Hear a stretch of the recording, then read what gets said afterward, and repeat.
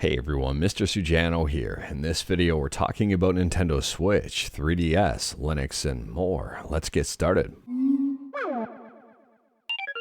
Alright, we'll kick things off with some of the weirdest news I've heard this year. According to CNN, someone in South Carolina robbed a store with a Nintendo Zapper.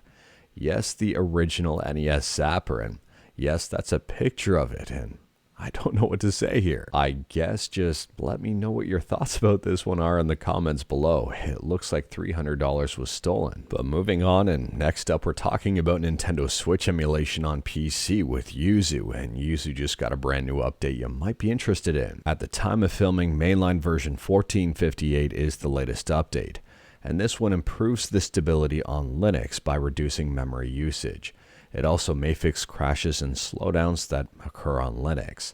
On top of that, they've improved the game loading time for games like Animal Crossing, Fire Emblem Engage, and Tears of the Kingdom. Moving on, and we're still talking about Switch emulation on PC, but switching over to Ryujinx, and Ryujinx also got a couple of brand new updates. At the time of filming, they're already on version 1.1.866, but as of version 1.1.863, they fixed the gloom textures randomly breaking in Tears of the Kingdom, both on OpenGL and Vulkan.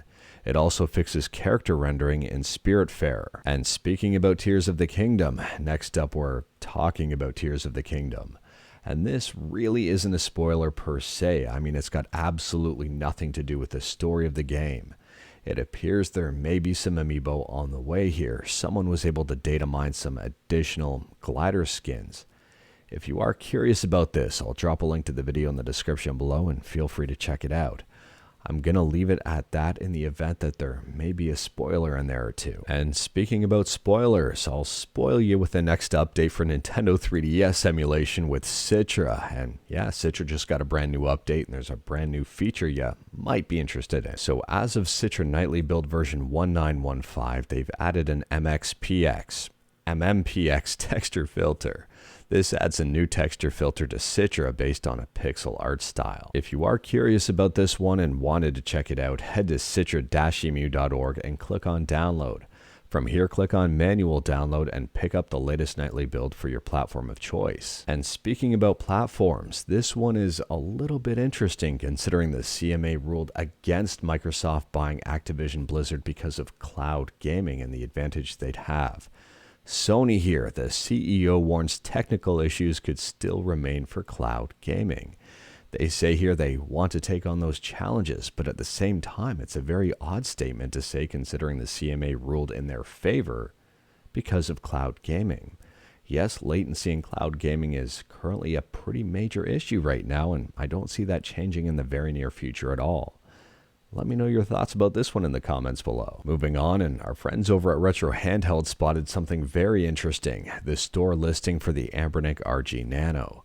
They say here the price should be around $60 overall for this tiny device. If I click on the store page, it brings me to a 404 error page, but if you are interested in the device, you might want to keep your eye on this one. And speaking about keeping your eyes open, check out these user stats on Steam for the month of May, and this is for the most popular operating system by user. No surprise here, Windows is in first by a very wide margin, sitting at 96.14%. Mac is in second place at 2.39%. And gaining the most ground is Linux at 1.47%. This isn't much by any stretch of the imagination, but this is still pretty big for Linux. And Arch Linux is in first, driven heavily by the Steam Deck and SteamOS. And speaking about stats, if you're interested in the Google Pixel 8, the processor details have kind of leaked. I'll leave a link to this article in the description below in the event that you wanted to check it out.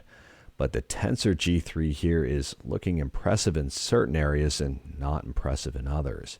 If you are looking at getting a Google Pixel for emulation and emulation of high-end systems, or recent systems rather, like the PS2 or even the Switch, well, you might want to look elsewhere. The Tensor G3 is going to have a Mali G715. However, aside from that, the Tensor G3 is looking pretty good in a ton of other areas, even with video here supporting 8K 30. Next up, we're talking about PlayStation 4 and Windows 10. And apparently someone has Windows 10 up and running on a PS4. If you are curious about this, I'll drop a link to the YouTube video in the description below and feel free to check it out.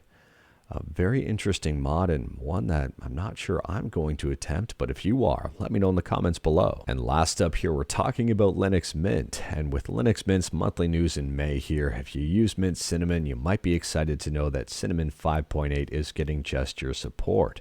Gestures will be supported for Windows management, workspace management, tiling, and media controls. Gestures will be supported on touchpads, touchscreens, and tablets. But anyways, that is all I've got for you in this one. Straight to the point, all stuff and no fluff. We talked about a bunch today. Let me know your thoughts about absolutely any of it in the comments below. If you like this video, leave a like. If you didn't like this video, leave a like. Hit that subscribe button, check out my other videos. Don't tempt fate, save your state.